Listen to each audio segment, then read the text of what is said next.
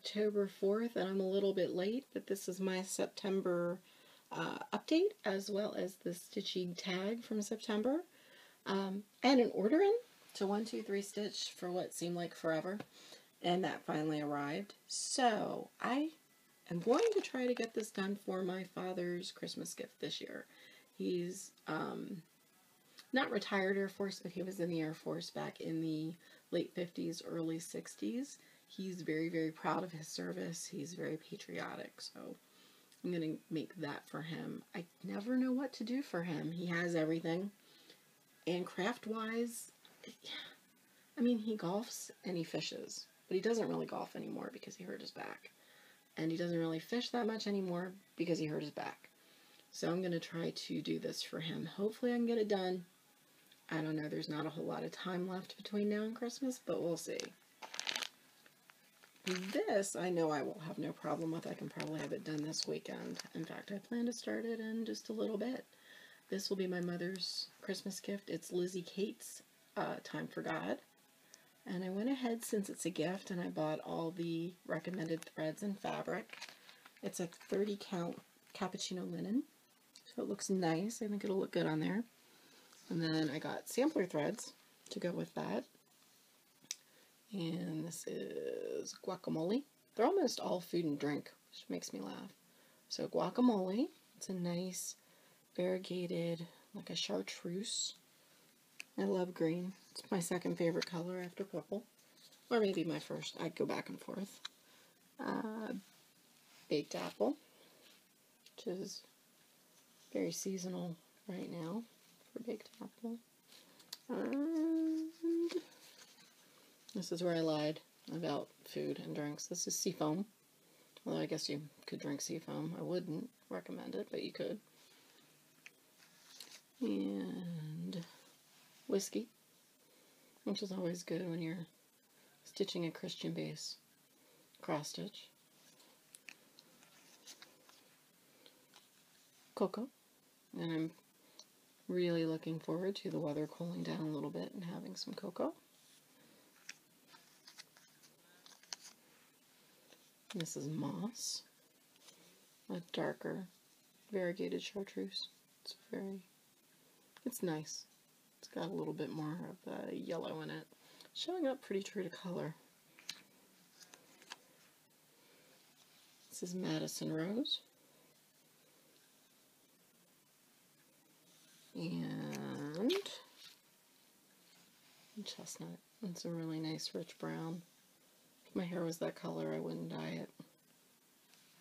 And then there's the linen, which is just a 30 count cappuccino linen. I kind of got bored over the weekend. I ran out of things to do because this order wasn't in. So I started my AAN recipe for a magical night. I'm stitching it on 28 count Jobelin Bewitched by Hand-Dyed Fabrics by Stephanie. I just love this piece of fabric, and I think it's going to look really good on there. I'm also using all hand-dyed floss from Jodrey Designs. This is how Michelle at Jodrey Designs stitched this up, and I thought it was really, really pretty. So I stole her idea, and I'm going to do the same thing. But I didn't do much. I only worked on it for maybe 45 minutes or so. I started it Monday morning before I went to bed, and I really am enjoying it. This is my Joan Elliott Mystery Faces Stitch Along that I'm participating in. The border was June, Guardian Angel was July, Cottage Cat, I guess, was August. I just stitched it last weekend. I was kind of burned out on cats, as I had said, but he's really pretty, so he is there. The new face came out last week, I'm guessing. Yeah, it was last week. The new face came out. I had to order. I was going to go pick up the floss. I was missing floss, and I wasn't feeling really well last weekend. I had had a migraine for a couple of days. So I decided I'll give 123 Stitch another try, even though my last order took forever. I mean, and it isn't their fault. They're doing what they're supposed to be doing. For some reason, things are sitting in Utah for 3 days, even though they're supposed to be first class shipping. So anyway, my order is supposed to be here yesterday. It is not, so I won't be working on that this weekend. So it's kind of irritating, but I don't know what's up with the mail. I also started my Florida Flora from Alexandra Adelaide. I looked for this floss forever, something that I would like in Mardi Gras colors. I got it, I started it, and I don't care for the way that it's stitching up with the variegation. The floss is gorgeous, don't get me wrong, I love it. I just am not liking it with this pattern, so I don't think I'm going to go any further with it. I think it's too sharply variegated. I think I need something that's more muted. I might get a purple. Like I'll have some silks coming from Mo's sales. A lot of you guys are getting involved with her on Facebook. She has some beautiful things, so we'll see if something she ships me will work, but for now, this is on hold. I won't be finishing in that. I just don't think I like it. And then my finish for the month was the Frosted Pumpkin Stitchery Mysterious Halloween Town.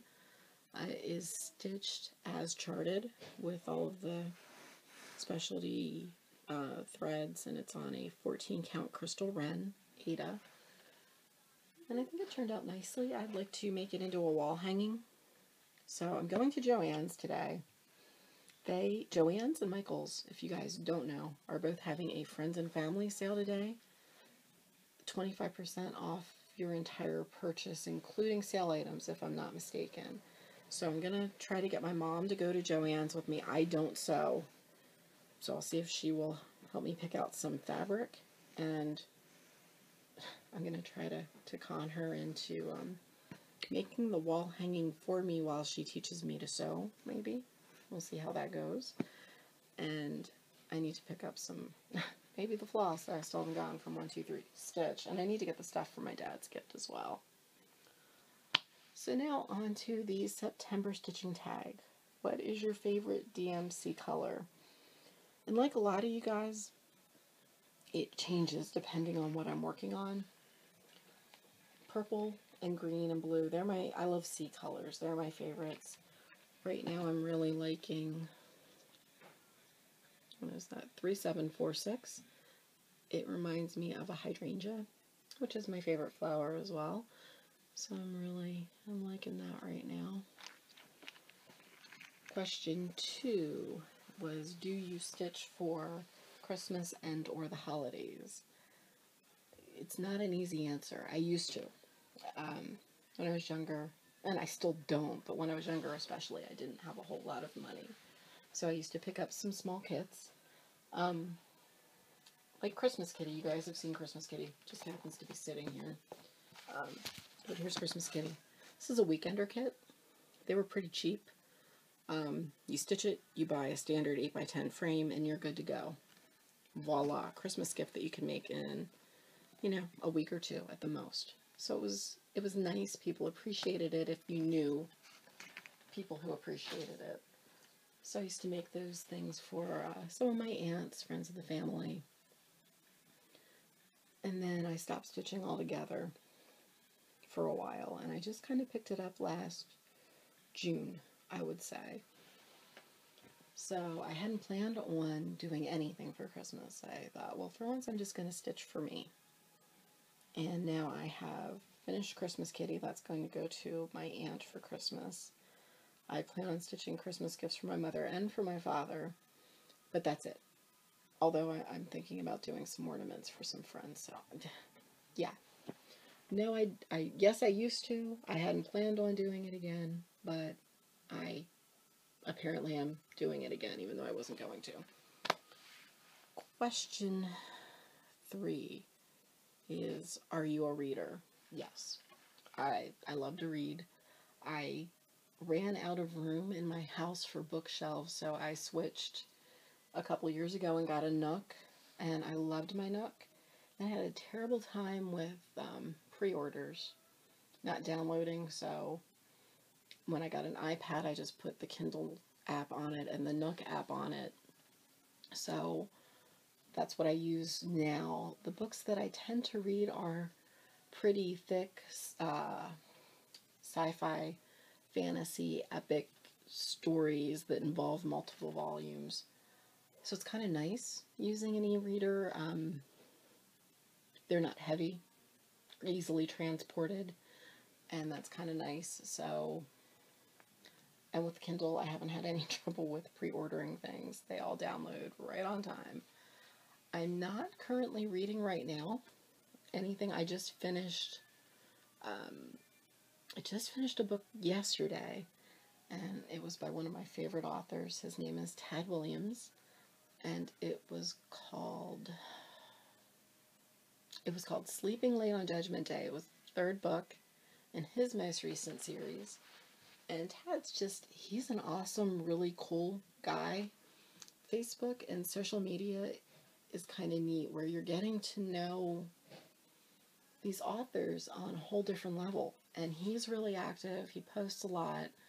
We've gotten in some conversations, which is, I mean, it's weird. I've loved this guy for years, and now we chat on Facebook sometimes, because I'm up in the middle of the night and he's up in the middle of the night. So that's kind of fun.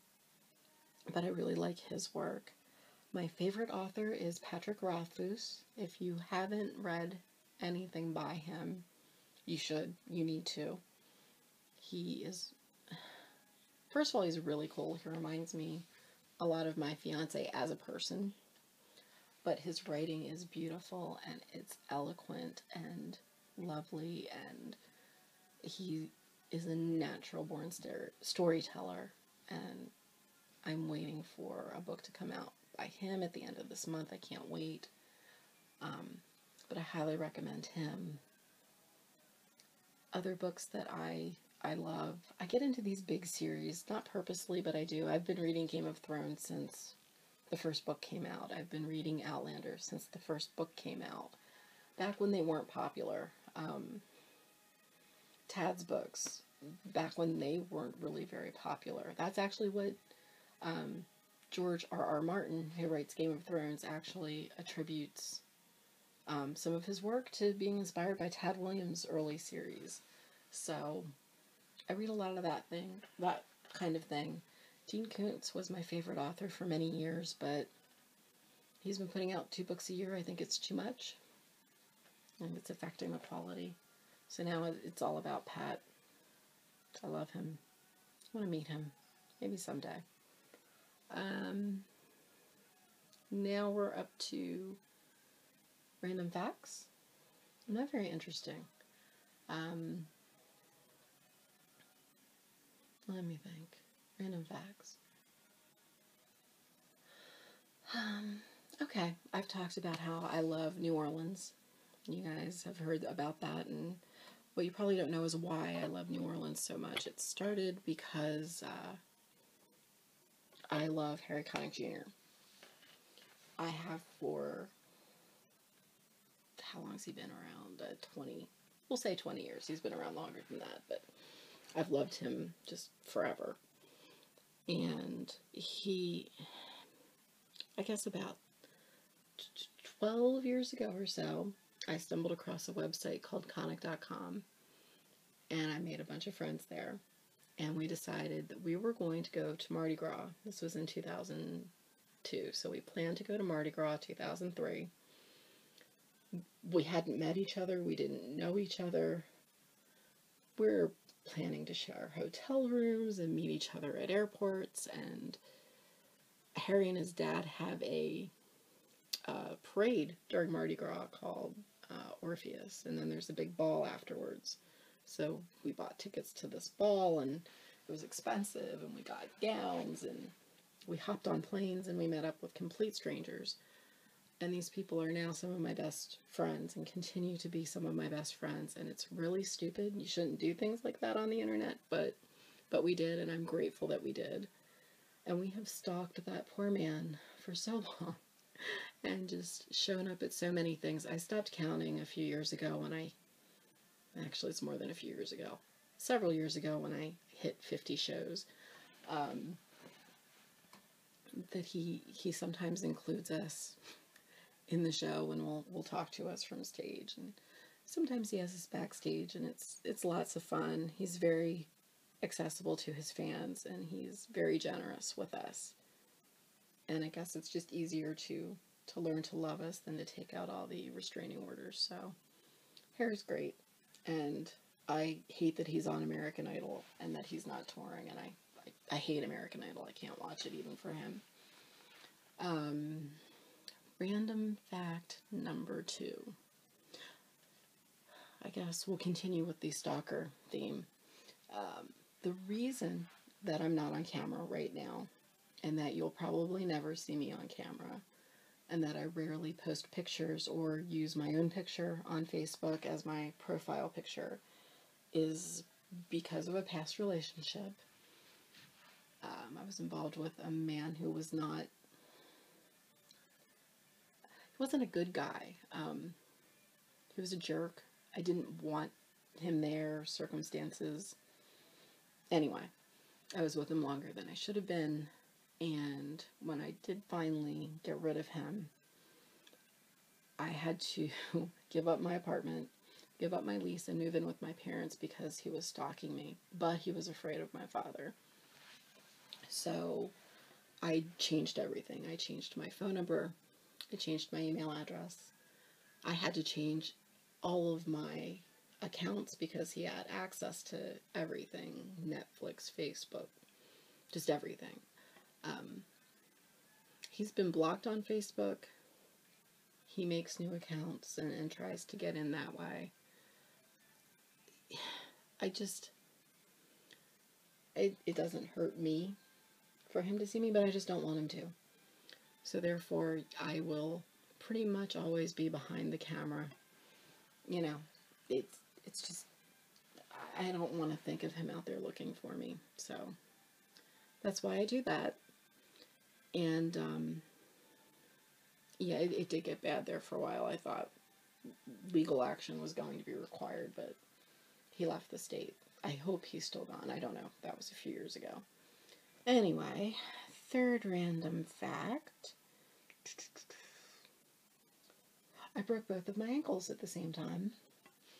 I don't recommend it. It was no fun. The recovery was terrible. I wasn't living with my parents at the time. That was when I was in an apartment, and I actually had to move back in with them for 8 weeks while I was in these 2 casts and in a wheelchair, and I couldn't do anything for myself. Like, if I wanted a drink, one of them had to go get it for me. They would have to wheel me back and forth to the bathroom, to the kitchen. It was terrible. So don't ever break your ankles at the same time. I wasn't doing anything exciting. I was walking in New Orleans, actually. And my foot got caught in some broken sidewalk, and I'm short. My little legs kept going, and my foot was stuck, and I ended up breaking both my ankles. No, I wasn't drunk. Nothing exciting at all. I was stone cold sober. And definitely don't do it if you're away from home, because then you have to get on a plane in a wheelchair. And, ugh. So don't do that. But I guess I've rambled on long enough, you guys. I told you it wasn't very interesting, so if I get a chance later today, although I don't think I will, I'm going to be pretty busy today, I will do the October tag that someone started about Stitchy spots and things. But have a good day, everybody. And I want to take a minute to thank everybody who's subscribed and who comments. And you guys are all so nice and so lovely. And no one's ever said anything negative or mean. And if you read some of the things that people post on YouTube, people are mean to each other. And I think that our community is just, it's really good. And people are sweet, and I love watching everybody's videos. I get so excited when I see everybody's posted something, and occasionally I fall asleep watching them because I'm watching them before I go to bed. And then I have to go back and rewatch them, but I enjoy it. So keep those videos coming. Keep the comments coming. anybody has any questions, feel free to ask them. And I'm just really glad that we have such a nice community here on FlossTube. Take care, guys. Bye.